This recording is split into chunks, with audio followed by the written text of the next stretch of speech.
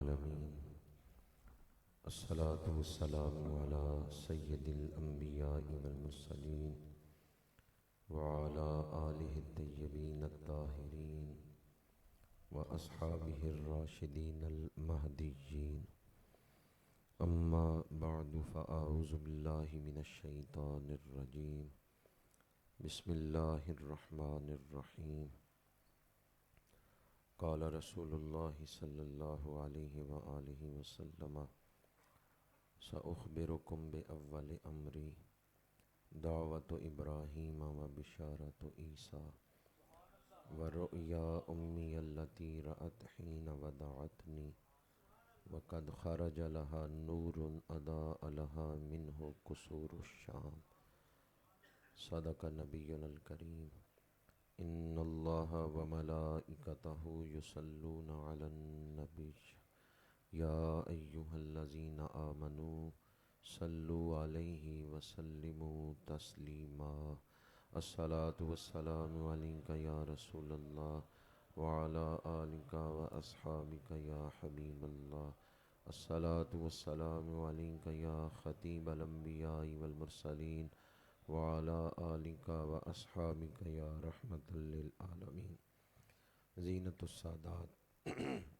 گل گلشن ولایت حضرت صاحبزادہ پیر سید مدثر حسین شاہ صاحب دامت برکاتہم العالیہ پاسبان آداب شریعت دانائے رموز طریقت حضرت صاحبزادہ پیر سلطان محمود صاحب دامت برکاتہم العالیہ سجادہ نشین آستانہ علیہ قاسب شریف سرمایہ اہل سنت عظیم دانشور عظیم مذہبی اسکالر فخر اہل سنت حضرت علامہ خواجہ محمد حنیف جلال پوری صاحب دامت برکاتہم العالیہ انتہائی واجب التکریم علماء کرام آج انفرادیت ہے کہ کثیر تعداد میں علماء کی کہکشاں سجی ہوئی ہے۔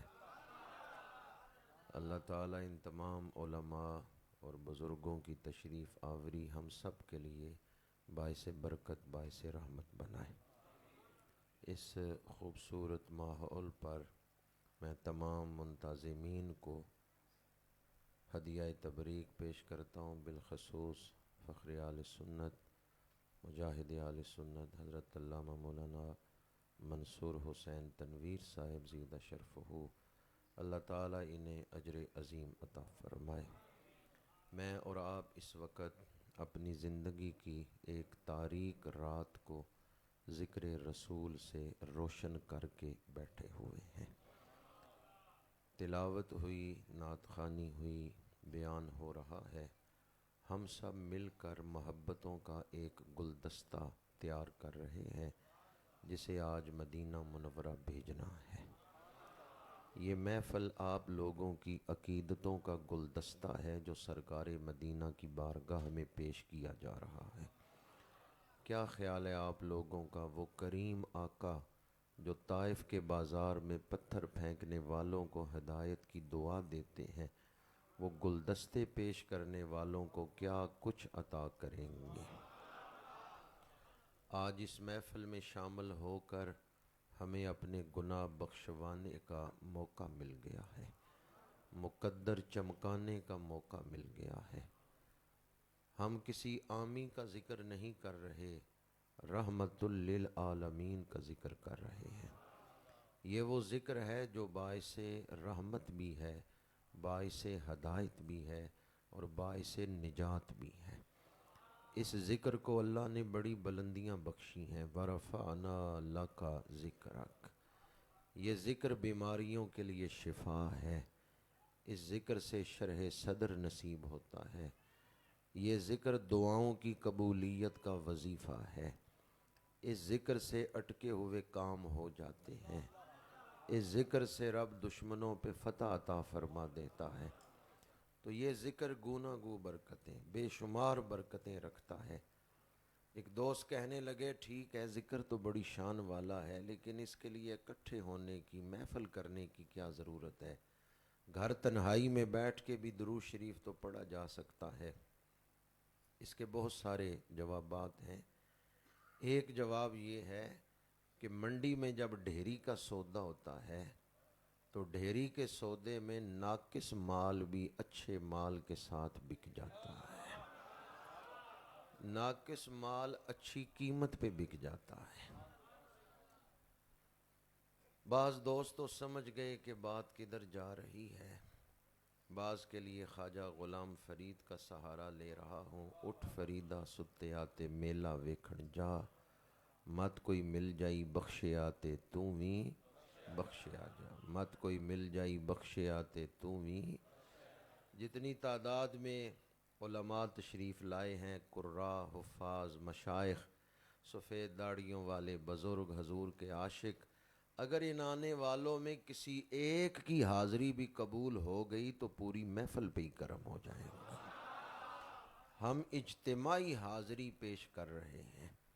دعا گو ہوں خالق کائنات، ذکر رسالت معاب کی برکات ہم سب کو نصیب فرمائے۔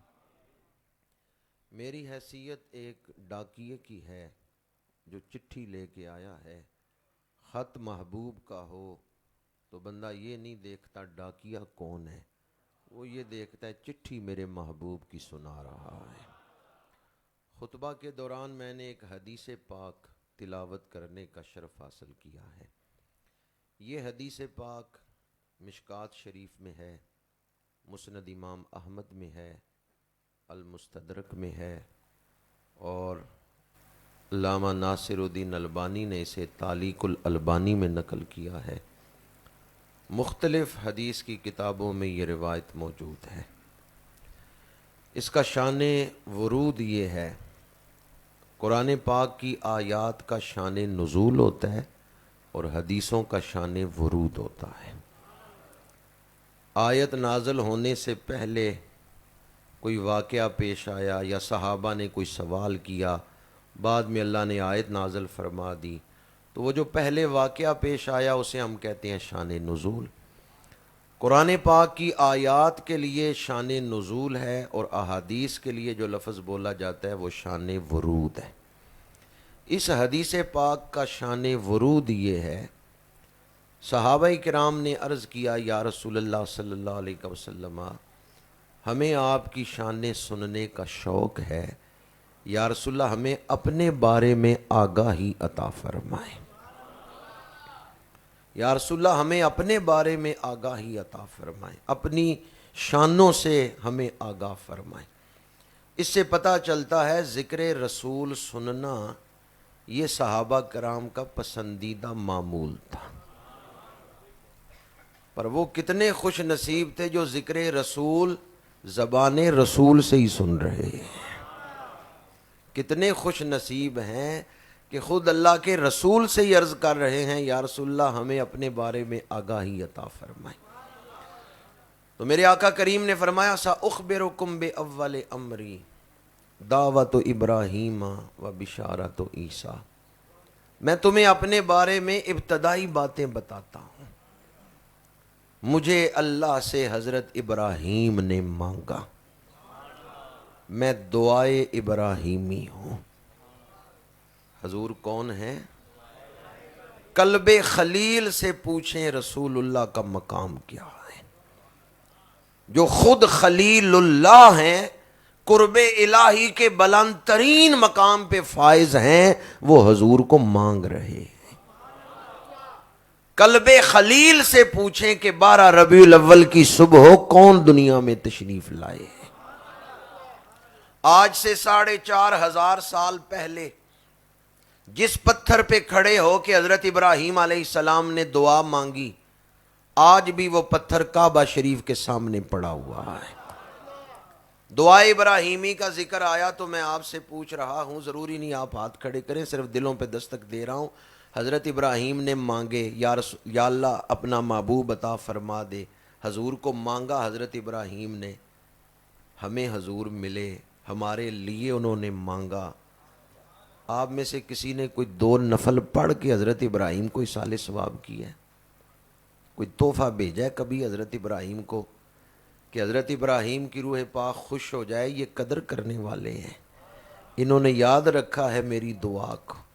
ربیع الاول کے مہینے میں شکرانے کے نفل نہیں پڑھیں گے تو کب پڑھیں گے؟ اس محفل پاک کا یہ تحفہ آپ کی خدمت میں پیش کر رہا۔ کئی خوش نصیب ایسے ہیں جنہیں حضرت ابراہیم اپنے دیدار سے نوازتے ہیں۔ آپ بھی کوئی تحفہ بھیجیں حضرت ابراہیم کی خدمت میں۔ ویسے قدر کرنے والے وہی ہوتے ہیں جو یاد رکھتے ہیں کس کی دعا سے ہمیں نعمت مل رہی ہے۔ تو آج ہی یا پھر 2 نفل پڑھ کے حضرت ابراہیم علیہ السلام کی بارگاہ میں ایصال ثواب کر دیں، تحفہ بھیج دیں۔ جس پتھر پہ کھڑے ہو کے آپ نے دعا مانگی وہ پتھر آج بھی کعبہ شریف کے سامنے پڑا ہوا ہے، 4,500 سال ہو گئے، اس پتھر کی چھاتی پہ آج بھی خلیل اللہ کے پیروں کا نشان موجود ہے۔ حاجیوں کو حکم ہے کعبہ شریف کا طواف کر کے اس پتھر کی زیارت کرو، اس کے پاس واجب الطواف نفل پڑھو۔ جب زائرین اس پتھر کی زیارت کرتے ہیں تو نظر کیا آتا ہے؟ حضرت ابراہیم کے پیر نظر آتے ہیں یا پیروں کا نشان؟ پیر نہیں نظر آتے، پیروں کا نشان نظر آتا ہے۔ نبی کے پیروں کا نشان دیکھنے سے بھی برکتیں ملتی ہیں۔ مرکز توحید میں وہ پتھر رکھا گیا ہے جس پر خلیل اللہ کے قدموں کا نشان ہے۔ اللہ تک پہنچنا ہے تو اللہ والوں کے قدموں میں آنا ہوگا۔ مرکز توحید میں وہ پتھر پڑا ہوا ہے جس پر خلیل اللہ کے قدموں کا نشان ہے۔ نبی کے پیروں کا نشان دیکھنے سے برکتیں ملتی ہیں تو نبی کا چہرہ دیکھنے سے کیا کچھ ملتا ہوگا؟ خلیل اللہ کا چہرہ دیکھنا بڑی برکتوں کا باعث ہے، تو جنہیں خلیل اللہ مانگ رہے ہیں اس حبیب اللہ کا دیدار کیا کچھ دیتا ہوگا۔ آج ہم حافظ بن سکتے ہیں، قاری بن سکتے ہیں، حاجی اور نمازی بن سکتے ہیں، صحابی نہیں بن سکتے۔ وہ کتنے خوش نصیب تھے جو براہ راست دیدار بھی کر رہے ہیں، فیض بھی لے رہے ہیں۔ صحابہ وہ صحابہ جن کی ہر صبح و صبح عید ہوتی تھی، یعنی صبح و صبح نبی کی دید ہوتی تھی۔ حضرت ابراہیم علیہ السلام نے دعا مانگی، اللہ تعالیٰ نے دعا قبول فرما لی، لیکن حضور کا ظہور یہ اللہ کی حکمتوں کے تحت ہونا ہے۔ حضرت آدم علیہ السلام سے لے کے حضرت عیسیٰ تک ہر نبی نے کم از کم ایک محفل میلاد منائی ہے اور اپنی امت کے سامنے حضور کی آمد کو بیان کیا ہے، نشانیاں سنائی ہیں اپنی امت کو۔ الذین یتبعون الرسول النبی الامی الذی یجدونہ مکتوبا عندہم فی التوراۃ والانجیل۔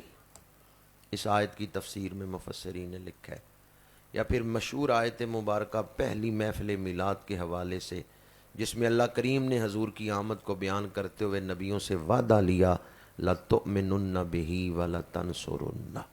اس کی تفسیر میں مفسرین نے لکھا ہے ہر نبی نے کم از کم ایک محفل کر کے اپنی امت کے سامنے حضور کی آمد کو بیان کیا ہے، انتظار کروایا شانوں والا رسول آئے گا، یہ نشانیاں یاد کر لو، جب وہ آ جائیں ان کا کلمہ پڑھ لینا۔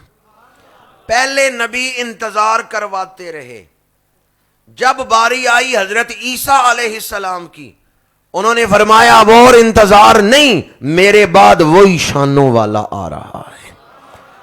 پہلے جن کا انتظار کرواتے رہے ہیں میں تمہیں بشارت دینے آیا ہوں، میرے بعد وہی شانوں والا آ رہا ہے۔ مبشرا برسول یاتی من بعد اسمہ احمد۔ حضرت عیسیٰ علیہ السلام نے مخبر کا لفظ بولا ہے یا مبشر کا لفظ بولا ہے؟ آیت اس طرح تو نہیں ہے مخبرا برسول، بلکہ آیت ہے مبشرا برسول۔ مخبر اور مبشر میں فرق کیا ہے؟ حالانکہ دیتے تو دونوں ہی خبر ہیں، فرق یہ ہے ایسی خبر جسے سن کے علم میں اضافہ ہو لیکن دل میں خوشی نہ پھوٹے، صرف علم میں اضافہ ہو تو خبر دینے والے کو مخبر کہتے ہیں، اور اگر وہ ایسی خبر دے جسے سن کے دل خوش ہو جائے تو خبر دینے والے کو مبشر کہتے ہیں۔ حضرت عیسیٰ نے کیا فرمایا؟ مخبر یا مبشر؟ کیونکہ آگے آمد مصطفیٰ کا ذکر تھا. یہ کیسے ہو سکتا ہے کہ آمد مصطفیٰ بھی بیان ہو اور دل بھی خوش نہ ہو؟ اس لیے اعلیٰ حضرت نے لکھا ہے محفل میلاد اور خوشی آپس میں لازم و ملزوم ہے. جو بندہ محفل میلاد میں آئے اور خوش نہ ہو وہ محفل میلاد میں آیا ہی نہیں. تو خوش ہو کے کہہ سکتے ہیں آمد مصطفیٰ. حضور کی آمد پہ خوش ہونا فرض ہے. خوشی کے اظہار کے لیے محفل میلاد مستحب. علم نبوت دیکھیں، میرے آقا کریم نے جو کرامات، جو شان کمالات اس وقت ظاہر ہوئے انہیں بیان فرمایا. آپ نے اپنے میلاد سے پہلے کے واقعات بھی بیان کیے ہیں کہ میں دعائے ابراہیمی ہوں. میلاد سے پہلے کے واقعات بیان کیے ہیں میں بشارت عیسیٰ ہوں. اور پھر میلاد والے دن جو شانوں کا اظہار ہوا حضور نے انہیں بھی بیان کیا ہے. کتابوں کے حوالے میں پہلے دے چکا ہوں.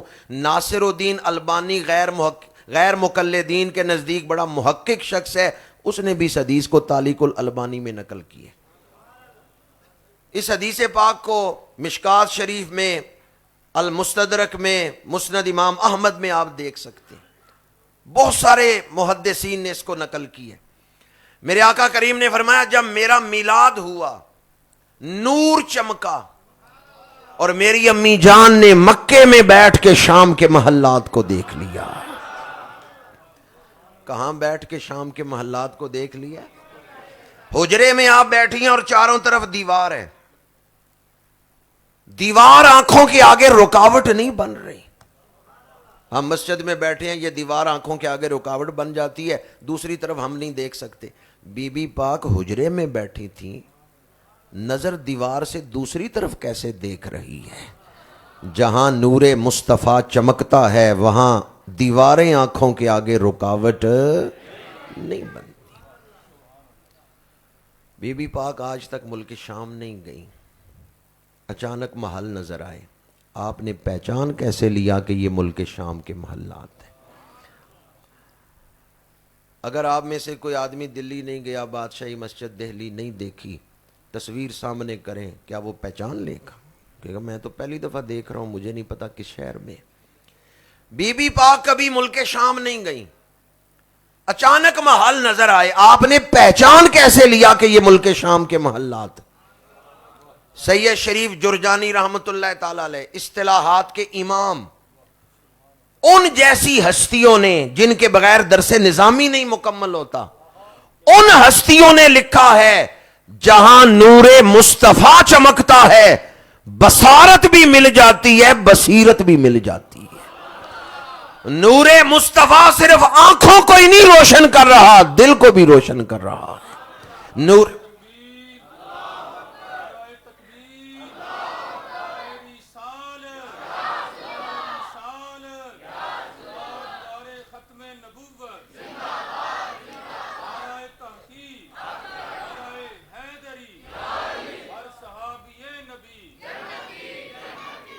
چمک تجھ سے پاتے ہیں سب پانے والے. بی بی پاک کو یہ نظر ملی ہے تو کس نور کی برکت ہے؟ چمک تجھ سے پاتے ہیں سب پانے والے، میرا دل بھی چمکا دے. فرمائے میری امی جان. بعض لوگ ان ہستیوں کے ایمان پر بحث کرتے ہیں، ہمیں اپنے ایمان کی فکر کرنی چاہیے. وہ چنی ہوئی ہستیاں ہیں. یہ کوئی اتفاقی واقعہ نہیں کہ حضرت عبداللہ کی شادی حضرت بی بی آمنہ سے ہو گئی ہے. ہر چیز اللہ نے خود منتخب فرمائی ہے. کس صدی میں محبوب کو بھیجنا ہے، کس سال بھیجنا ہے، کس شہر میں بھیجنا ہے، کس خاندان میں بھیجنا ہے، ہر چیز اللہ نے خود منتخب فرمائی ہے. قرآن پاک پڑھ کے دیکھیں سورہ آل عمران.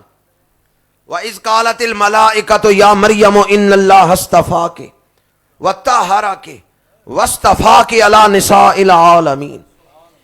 ایک آیت میں 2 دفعہ فرشتوں نے کہا بی بی مریم اللہ نے تمہیں چن لیا ہے، اللہ نے تمہیں چن لیا ہے. یہ کون ہے بی بی مریم جو چنی ہوئی خاتون ہے؟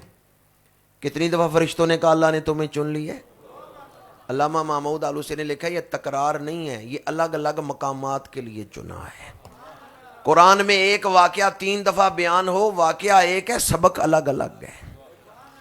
سورہ رحمان میں بار بار آتا ہے فَبِأَيِّ آلَاءِ رَبِّكُمَا تُكَذِّبَانِ، ترجمہ ایک ہے، ہر دفعہ سبق الگ الگ ہے۔ کوئی یہ نہ کہ قرآن میں تکرار ہے کہ ایک ہی بات بار بار، نہیں نہیں، یہ تکرار نہیں ہے، یہ تیرے علم کی کمی ہے۔ جنہوں نے قرآن کے سمندر میں غوطہ زنی کی ہے ان سے پوچھ، قرآن میں بے مقصد تکرار نہیں ہے، ایک آیت 2 دفعہ آ جائے سبق الگ الگ ہے، اسرار و رموز الگ الگ ہے۔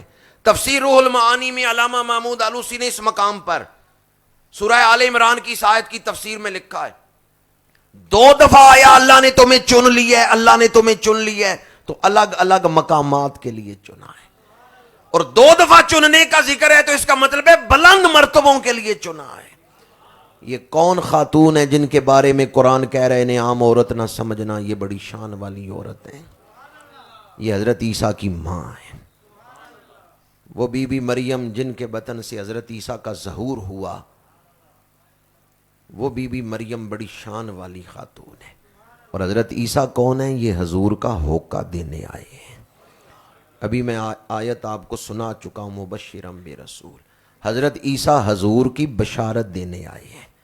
جو میرے آقا کریم کا اعلان کرنے آئے وہ تو شان والے، اور ان کی والدہ بڑی شان والی، تو جن کا اعلان کرنے آئے تھے ان کی والدہ کی شان کیا ہے؟ یہ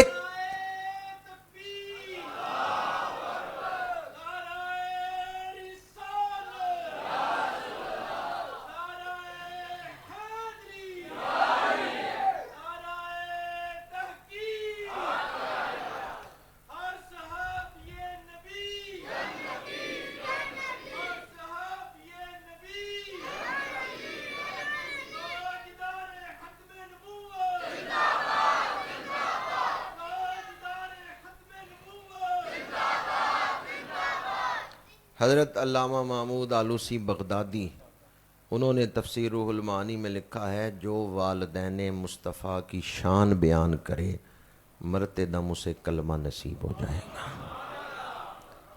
آج کے اس جلسے کی برکت اگر موت کے وقت ظاہر ہو اور ہماری زبان پہ کلمہ جاری ہو جائے تو پھر اس محفل میں بیٹھنا کتنے نفع کا سودا ہے۔ میں کہوں گا والدین مصطفیٰ کو ہمارا، آپ نے کہنا سلام ہو، مل کے سلام پیش کر لیں اس یقین کے ساتھ کہ آپ کا سلام کہیں پہنچ رہا ہے۔ والدین مصطفیٰ کو ہمارا، والدین مصطفیٰ کو ہمارا۔ آپ کے سامنے کوئی چھاننی کرے جس میں آٹا چھانتے ہیں، اس میں دودھ ڈال دیں تو آپ دودھ ڈال دیں گے؟ چھاننی ایسا برتن ہے جو دودھ کو سنبھال نہیں سکتا، سوراخ ہی سوراخ ہے۔ چھاننی ایسا برتن ہے جو دودھ کے قابل نہیں۔ میں اور آپ اتنے سمجھدار ہیں، برتن دیکھ کے دودھ ڈالتے ہیں۔ اللہ کے بارے میں کیا خیال ہے؟ جن وجودوں کو محبوب کے نور سے نسبت بخشی ہے، پہلے انہیں اس لائق نہیں بنایا ہوگا؟ والدین مصطفیٰ کو ہمارا۔ 12 ربیع الاول عام الفیل، صبح صادق کا وقت۔ میلاد کا وقت کون سا ہے؟ صبح۔ جو آ رہے ہیں وہ صادق ہیں، تو جو وقت ہے وہ وقت بھی صادق۔ کیسا جوڑ اللہ نے جوڑا ہے۔ صادق و امین کا میلاد ہوا ہے تو صبح صادق کے وقت ہی ہوا ہے۔ خدمت کے لیے جو دائی حاضر تھی ان کا نام ہے شفا۔ شفا فرماتی ہیں نور چمکا۔ یہ جو حدیث پاک میں حضور نے فرمایا نا قد خرج لہا نور، شفا نے بھی یہی بیان کیا ہے کہ حضور کے میلاد پر نور چمکا۔ حضرت عباس رسول اللہ صلی اللہ علیہ وآلہ وسلم کے چچا جان، انہوں نے قصیدہ لکھا ہے، اس میں میلاد بیان کرتے ہوئے فرماتے ہیں وَأَنْتَ لَمَّا وُلِدْتَ أَشْرَقَتِ الْأَرْضُ وَضَاءَتْ بِنُورِكَ الْأُفُقُ۔ نور ازلی چمکیا غائب اندھیرا ہو گیا، کملی والا آ گیا تھاں تھاں سویرا۔ اشرقت الارض، ساری زمین چمک اٹھی، وضاءت بنور کل افق، مشرق سے مغرب تک نور چھا گیا ہے، تھاں تھاں سویرا۔ میرے آقا کریم کا ظہور اس نور میں ہوا ہے۔ شفا فرماتی ہیں میں نے آپ کو ہاتھوں پہ اٹھایا، کیا دیکھا؟ ناف کٹی ہوئی ہے، ختنہ ہو چکا ہے، بدن پاک چمک رہا ہے۔ غیر مقلدین کے پیشوا نواب صدیق حسن خان بھوپالی نے الشمامۃ الانبریاء میں لکھا ہے کہ جب رسول اللہ کا میلاد ہوا ناف کٹی ہوئی تھی، ختنہ ہو چکا تھا۔ مدارج النبوت میں شیخ عبدالحق محدث دہلی آپ فرماتے ہیں ناف کیوں کٹی ہوئی تھی، حکمت کیا ہے؟ اللہ نے حضور کو اپنے وجود کے حسن کی تکمیل میں کسی انسان کا محتاج نہیں بنایا، کامل حسن کے ساتھ دنیا میں بھیجا ہے۔ ناف کٹی ہوئی، ختنہ ہو چکا، بدن پاک چمک رہا ہے، ایک قطرہ خون نہیں وجود اقدس پہ، بدن مبارک سے خوشبوؤں کے حلے آ رہے ہیں، بال سنورے ہوئے ہیں، کنگھا کرنے کی ضرورت نہیں ہے۔ فی عینیہ زاجن، آنکھیں قدرتی طور پہ سرمگی ہیں، سرما لگانے کی محتاجی نہیں ہے۔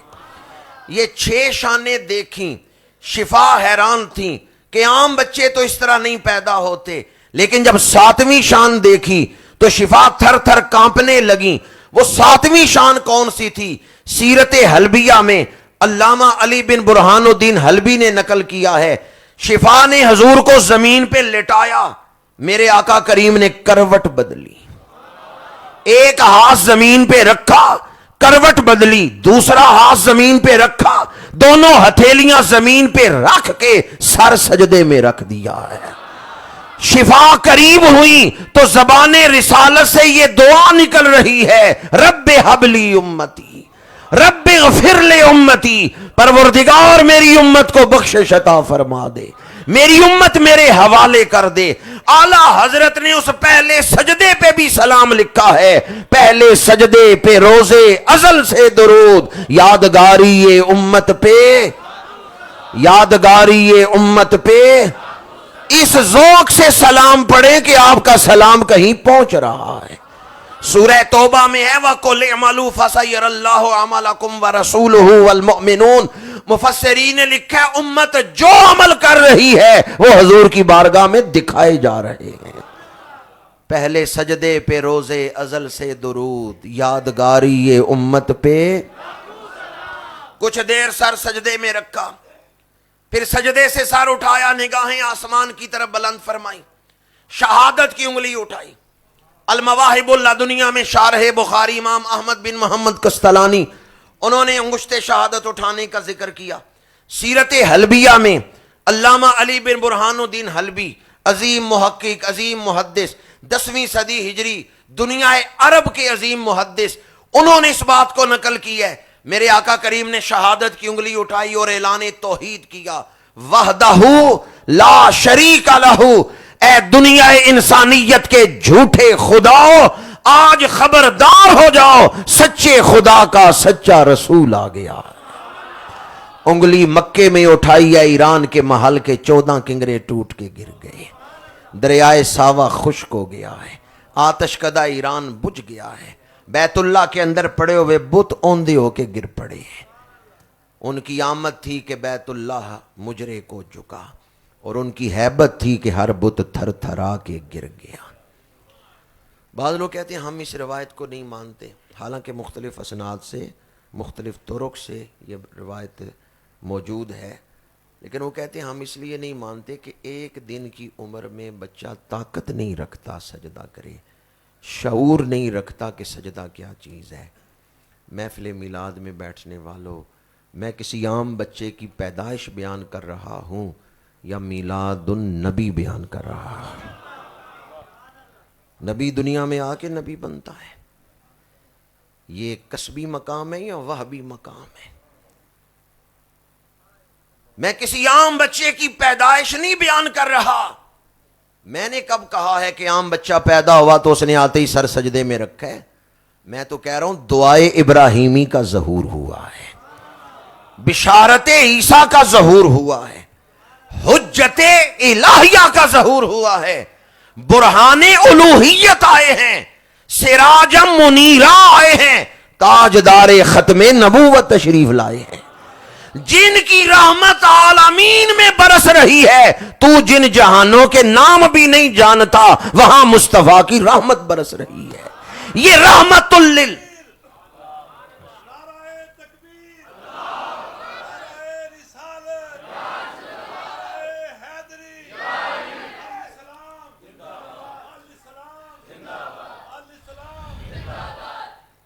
وہ جو خدا کو دکھائے بغیر ہی خدا کو منوائیں گے، وہ برہان الوہیت تشریف لائے ہیں۔ یہ کسی عام بچے کی پیدائش بیان ہو رہی ہے، تو پھر سنتے ہوئے عام بچے کی طرف ذہن کیوں چلا گیا؟ یہ کسی عام بچے کا ذکر ہو ہی نہیں رہا، یہ حجت الہیہ کا ذکر ہو رہا ہے۔ پہلے نبی جن کا انتظار کرواتے رہے، یہ اس منتظر محبوب کی آمد بیان ہو رہی ہے۔ مقصود کائنات تشریف لائے ہیں، باعث تخلیق کائنات تشریف لائے ہیں۔ بعض لوگ خوبصورت لفظوں میں اعتراض کرتے ہیں، کہتے ہیں فطرت کے خلاف ہے۔ ایسا عام طور پہ نہیں ہوتا، فطرت کے خلاف ہے۔ کبھی فطرت کو ترازو بنا کے رسول اللہ کی شان نہ تولنا۔ جس نے فطرت بنائی ہے نا، وہ فاتر ان پہ درود بھیجتا ہے۔ فطرت مسخر ہے حضور کے ہاتھوں میں۔ بخاری شریف کی حدیث پاک ہے، آپ احد پہاڑ پہ تشریف لے گئے، خلفائے ثلاثہ ساتھ ہیں، پہاڑ خوشی سے جھومنے لگا، آپ نے ایڑی ماری، احد ٹھہر جا۔ احد ٹھہر گیا یا نہیں؟ اسبت احد، احد ٹھہر جا، احد رک گیا، ٹھہر گیا۔ فطرت مسخر ہے ہاتھوں میں یا نہیں؟ وہ جیسے چاہیں فطرت سے کام لے سکتے ہیں۔ وہ پتھراں نو کلمے پڑھا جاندا ہے، وہ گنگیاں نو گلاں کرا جاندا ہے، وہ سکیاں کھجوراں اگا جاندا ہے، میرے آقا دا رتبہ۔ اور تیسرا جواب دے رہا ہوں، اگر ذہن میں کوئی تشکیک کا بیج ڈالے، بخاری شریف میں، مسلم شریف میں ایسی حدیثیں موجود ہیں، بنی اسرائیل میں شیر خوار بچے کلام کرتے رہے ہیں۔ آپ گوگل پہ صرف اتنا لکھیں نا حدیث جریج، تو آپ وہ بخاری شریف کی حدیث پڑھ سکتے ہیں۔ بنی اسرائیل میں ایک دن کی عمر میں بچے نے کلام کیا ہے، حدیث جریج، یہ بخاری شریف کی حدیث۔ یہ تین جواب میں نے آپ کے سامنے پیش کیے ہیں، لیکن اب جو جواب دے رہا ہوں بڑا محبت افروز ہے۔ حضرت ابو البرکات سید احمد قادری رحمۃ اللہ تعالیٰ علیہ، حزب الاناف لاہور والے، ان کے پاس ایک شخص آیا اور کہنے لگا میں نہیں مانتا کہ حضور علم غیب رکھتے ہیں، تو آپ کوئی دلیل دیں۔ آپ علم کا سمندر تھے، اعلیٰ حضرت کے شاگرد تھے، آپ نے چند دلائل دیے، اور چند دلائل دینے کے بعد فرمایا یہ دلیلیں غیروں کے لیے ہیں، یہ دلیلیں جو نہیں نہ مانتے ان کے لیے ہم دلیلیں دیتے ہیں اور انہیں سمجھاتے ہیں۔ اپنوں کے لیے تو اتنا ہی کافی ہے کہ اللہ نے قرآن میں فرما دیا وَعَلَّمَكَ مَا لَمْ تَكُنْ تَعْلَمْ، اور پھر فرمایا ہم حضور کے اپنے ہیں۔ اپنوں کا رویہ اپنوں جیسا ہوتا ہے۔ میں اپنی تمام تر کوشش کے باوجود حضرت ابو البرکات کے اس جملے کے اندر جو لذت ہے نا، اسے کما حقہ نہیں بیان کر سکتا، جب آپ فرما رہے تھے ہم حضور کے اپنے، ہم حضور کے۔ جب بھی کوئی آپ بحث سن رہے ہو نا سوشل میڈیا پہ، یا خود بحث کر رہے ہو کسی کے ساتھ، تو اس بات کو ذہن میں رکھیں، کیا امتی کا رویہ ایسا ہی ہوتا ہے جیسا میرا رویہ ہے؟ کیا جو شفاعت کا محتاج ہو وہ اس ہستی کے بارے میں ایسے زبان کھولتا ہے جس ہستی کی شفاعت سے بخشش ہونی؟ کیا میرا رویہ غلاموں والا ہے؟ کیا میرا رویہ امتی والا ہے؟ بحث کرتے ہوئے، کیونکہ آج کل زبانیں کھل گئیں سوشل میڈیا پہ، پہلے بزرگ نہ، کئی ایسے بزرگ بھی تھے کامل عالم تھے لیکن بیان نہیں کرتے تھے۔ لوگ انہیں کہتے بیان کریں، وہ کہتے بیان بڑا مشکل کام ہے، دین ہے رسول اللہ کا، کہیں کوئی ایسا لفظ نہ نکل جائے کہ قیامت کے دن حضور مجھ سے ناراض ہو۔ تو آج کل تو خیر یہ بات ہی ہم بھول چکے ہیں کہ بیان بھی کوئی ذمہ داری ہے. ما یلفظ من قول الا لدیہ رقیب عتید. قرآن مجید نے کہا تم جو لفظ بول رہے ہو ریکارڈ ہو رہا ہے، قیامت کے دن جواب دینا ہے. سوشل میڈیا پہ اس انداز میں لوگ بحثیں کر رہے ہیں، دلوں میں تشکیک کے بیج ڈال رہے ہیں، محبت نکال رہے ہیں. یہ ایک جملہ اگر آپ کو یاد ہو گیا تو ایک حصار میں آ جائیں گے. کسی چیز پر بحث کرنا، دلائل دینا، کسی کو رد کرنا، کسی کو ثابت کرنا، یہ علماء کا منصب ہے. علماء کو یہ کام مبارک ہو، وہ بڑی اعلیٰ ڈیوٹی دے رہے ہیں کہ فتنوں سے لڑ رہے ہیں، کسی چیز کو دلائل سے ثابت کرتے ہیں، کسی چیز کا رد کرتے ہیں. یہ کام علماء کا منصب ہے، ان کو کرنا چاہیے. ہم عوام ہیں، ہمیں اپنے دل پہ یہ بات نقش کرنی ہے. یہ بات پکی ہے، اللہ نے حضور جیسا کوئی دوسرا بنایا ہی نہیں ہے. جب حضور کا ذکر آئے ہم نے بحث نہیں کرنی، ہم نے پیار کرنا ہے، ہم نے ادب کرنا ہے. حضور بحث کی جگہ نہیں، حضور محبت کی جگہ ہے. جب بھی کوئی آپ کو بحث میں ڈالے، آپ کے بحث کرنا علماء کا کام ہے، ہمارا کام ہے ادب کرنا. اللہ نے کتنے رحمت للعالمین بنائے ہیں، کتنے خاتم النبیین بنائے ہیں. حضور جیسا کوئی دوسرا بنایا ہی نہیں، تو ہم کیوں بحثوں میں پڑیں؟ ہم نے حضور کا ادب کرنا ہے، پیار کرنا ہے. ادب کا دامن تھامے رکھیں گے تو فتنوں کے اس دور میں ایمان محفوظ رہے گا. 4 جواب میں نے آپ کے سامنے دیے ہیں، لیکن جو چوتھا جواب ہے میرا جی چاہتا ہے ساری رات میں وظیفہ پڑھتا رہوں تو میرا دل نہیں بھرتا. ہم حضور کے، ہم چنگے ہیں ماڑے ہیں جیسے بھی ہیں، پر ہم حضور کے. حدیث پاک ہے، میرے آقا کریم نے فرمایا انا حظکم من الانبیاء وانتم حظی من الامم. نبیوں میں میں تمہارے حصے آیا ہوں، امتوں میں تم میرے حصے آئے ہو. تو ہم کتنے خوش نصیب ہیں جو حضور کے حصے میں آئے ہیں. سب سے اولا و اعلیٰ، اعلیٰ حضرت نے بھی وہ اپنائیت ہی بیان کی ہے، ہمارا نبی. ایک روایت سنا کے گفتگو سمیٹ رہا ہوں، اسے امام حاکم نے المستدرک میں نقل کیا ہے. میرے آقا کریم کی آمد جس دن ہوئی، مکے میں ایک یہودی تاجر آیا ہوا تھا، عالم بھی تھا، تاجر بھی تھا. اس نے نشانیاں دیکھیں کہ آخری نبی تشریف لا چکے ہیں، تو اپنے غلاموں سے کہا ذرا مکہ شہر میں پھیل جاؤ اور پتہ تو کرو کس کے گھر بیٹا ہوا ہے. پتہ چلا حضرت عبد المطلب کو اللہ نے پوتا عطا کیا ہے. وہ یہودی آ گیا حضرت عبد المطلب کے گھر اور عرض کیا مجھے اپنے پوتے کا دیدار تو کراؤ. حضرت عبد المطلب حضور کو اٹھا کے لے آئے. اس یہودی تاجر نے حضور کا رخ روشن دیکھا. یا اللہ جنہوں نے رخ روشن پہ سبحان اللہ کہا انہیں حضور کا دیدار نصیب فرما. آپ سب کی طرف سے خلیفہ قیصر سبحانی صاحب نے کہہ دیا تھا یا اللہ جتنے آج محفل میں آئے ہیں سب کو مجلس محمدی کی لذت نصیب فرما. اگر دعائیں مانگ مانگ کے تھک گئے ہوں، دعا قبول نہ ہوتی ہو تو یہ واسطہ پیش کیا کریں یا اللہ حضور کے چہرہ پاک کا واسطہ دعا قبول فرما. اس یہودی تاجر نے حضور کا رخ روشن دیکھا، کہنے لگا عبد المطلب ذرا ان کی پشت دکھاؤ.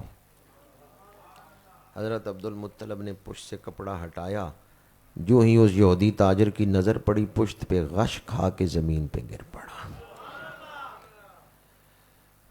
آپ نے اسے اٹھایا، پانی چھڑکا، پانی پلایا. جب اسے ہوش آیا فرمایا تیرا بھی عجب معاملہ ہے، لوگ نومولود بچوں کا صرف چہرہ دیکھتے ہیں، تو نے کہا پشت دکھاؤ.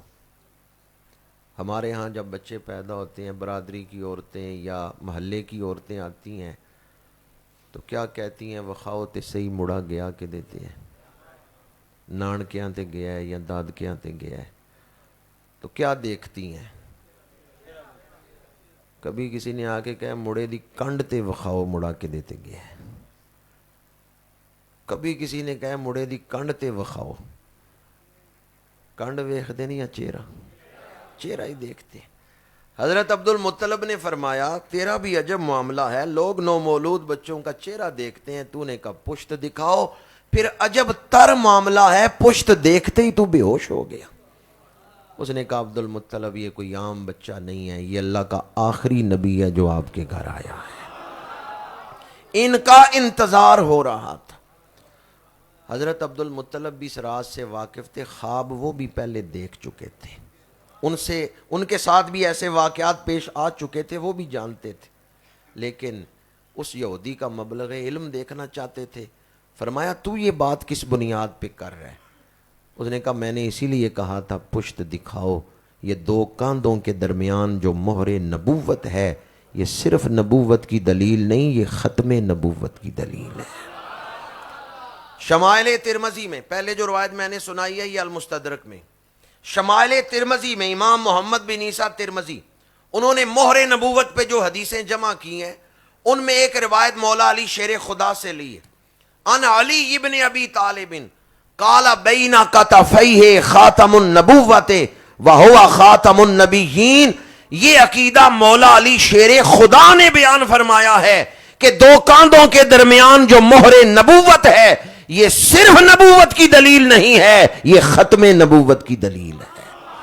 کیا خبر کتنے تارے کھلے چھپ گئے پر نہ ڈوبے نہ ڈوبا، 12 ربیع الاول کی صبح کوئی عام بچہ نہیں پیدا ہوا، اللہ کے آخری نبی تشریف لائے ہیں۔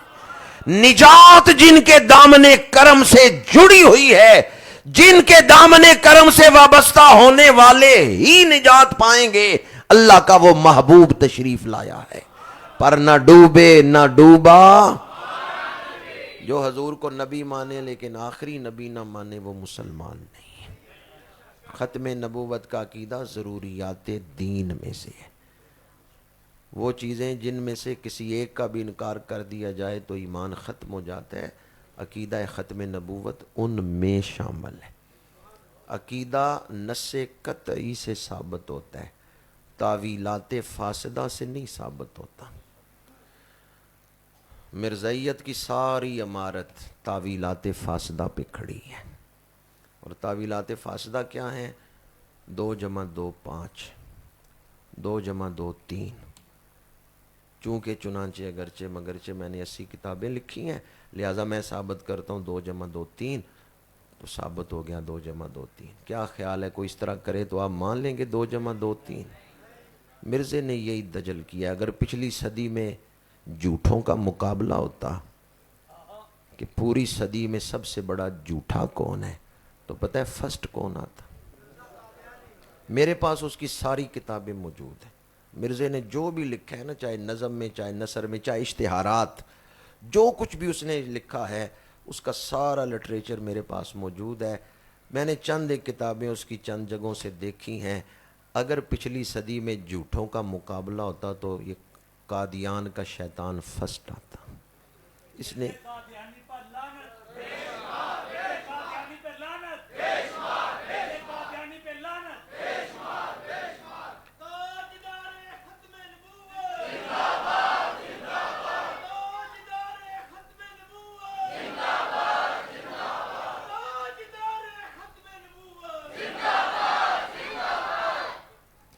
میرے آقا کریم صلی اللہ علیہ وآلہ وسلم کی یہ شان ختم نبوت قرآن پاک کی 100 سے زیادہ آیات میں نص سے ثابت ہے۔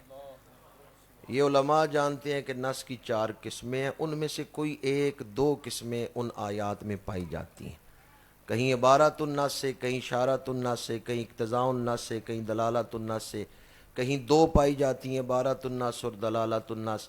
لیکن 100 آیتیں ایسی ہیں جہاں نص سے حضور کی ختم نبوت ثابت ہے، اور 225 حدیثیں ایسی ہیں جن میں حضور نے ختم نبوت کو بیان فرمایا ہے۔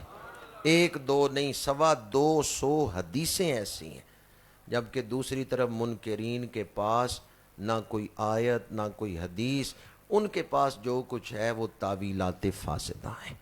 تاجدار گولڑا کو خواب میں جب میرے آقا کریم کا دیدار ہوا تو آپ نے جو الفاظ فرمائے وہ مہر منیر میں موجود ہیں کہ قادیان میں بیٹھا ہوا شخص میری حدیثوں کو تاویلات فاسدہ کی کینچی سے کاٹ رہا ہے اور تو گولڑے میں آرام سے بیٹھا ہوا ہے. پھر تاجدار گولڑا آرام سے بیٹھے ہیں؟ نہیں. یہ تاجدار گولڑا نہیں فرمایا تھا کہ جو ختم نبوت کا کام کرتا ہے اس کی پشت پہ رسول اللہ کا ہاتھ ہوتا ہے.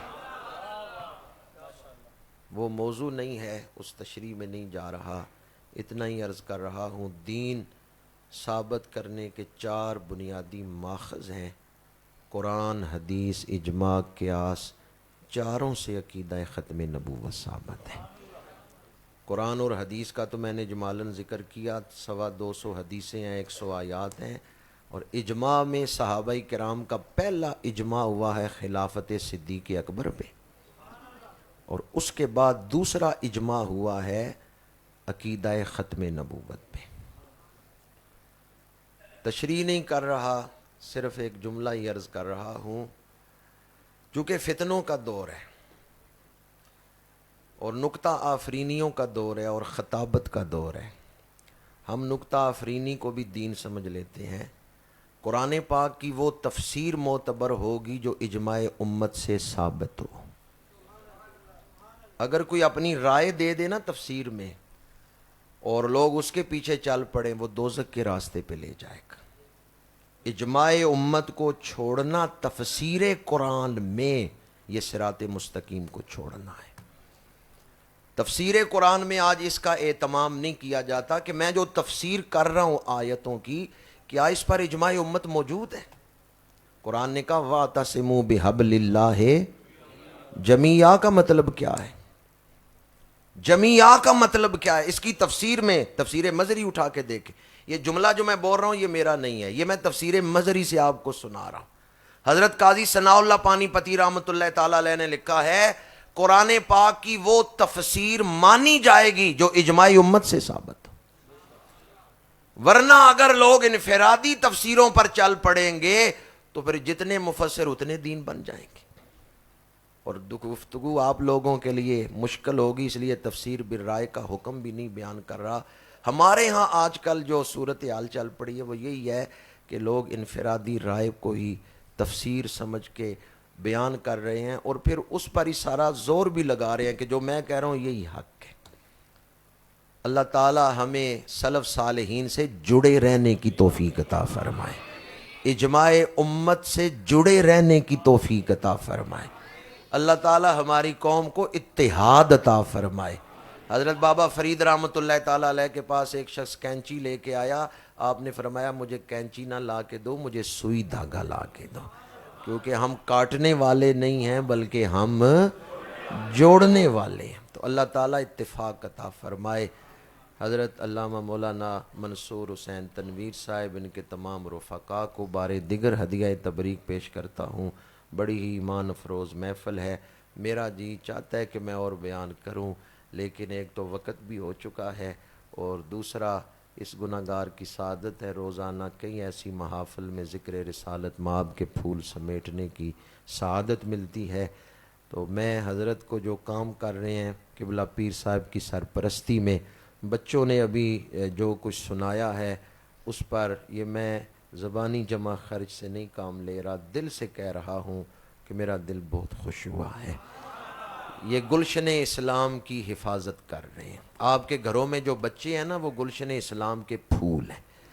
اپنے بچوں کی حفاظت کریں، اپنے بچوں کو اس نئی جو تہذیب ہے بلکہ بد تہذیبی ہے اس سے بچائیں. پشاور میں واقعہ ہوا 2023 میں فروری میں واقعہ ہوا، بچہ پب جی گیم کھیل رہا تھا، باپ نے منع کیا، اس نے باپ کو گولی مار دی. ماں آگے بڑھی، اس نے ماں کو بھی گولی مار دی. اپنے بچوں کی دینی تربیت کریں، ورنہ آپ کو نہیں پتہ کہ آپ انسان کے بچے کو پال رہے ہیں یا سانپ بچھو پال رہے ہیں. جو دور گزر رہا ہے اپنے بچوں کو وقت دیں، ان کے پاس بیٹھیں، ان کی تربیت کریں، درود شریف پڑھائیں، انہیں مسجد لے کے آئیں. اگر آپ اپنے بچوں کی فکر نہیں کرتے تو آپ کو نہیں پتا کہ آپ انسان کے بچے کو پال رہے ہیں یا سانپ بچھو کو پال رہے ہیں، اپنے خیر خواہ کو پال رہے ہیں یا اپنے دشمن کو پال رہے ہیں. وہ بچہ جس نے ماں کو قتل کیا ماں منہ چومتی تھی بچہ پیدا ہوا ہے، ماں دودھ پلاتی تھی میرا بیٹا ہے، اس کو نہیں پتا تھا میں اپنے قاتل کو دودھ پلا رہی ہوں، اس کو نہیں پتا تھا میں اپنے دشمن کا منہ چوم رہی ہوں۔ تو اس دور میں بہت سارے پہلو ایسے ہیں جن سے ہم مجرمانہ غفلت میں مبتلا ہیں۔ عام لوگ جہاں بیٹھتے ہیں وہ یہی سوچتے ہیں کاروبار کے کیا حالات ہیں، رشتہ داریوں کے کیا معاملات ہیں، لیکن یہ علماء جہاں بیٹھتے ہیں یہ یہی سوچتے ہیں رسول اللہ کی بھولی بالی امت کو فتنوں سے کیسے بچانا ہے۔ اس لیے میں ان علماء کے کردار، اس دور میں نعمت ہے علماء کا وجود، جس دور میں عالم کفر نے پورا زور لگا دیا ہے اسلامی تہذیب کو مٹانے کے لیے اور جاہلیت کو زندہ کرنے کے لیے، اس دور میں علماء کا وجود بڑی نعمت ہے۔ اللہ تعالی ہمیں علماء کی قدر کرنے کی توفیق عطا فرمائے۔ وآخر دعوانا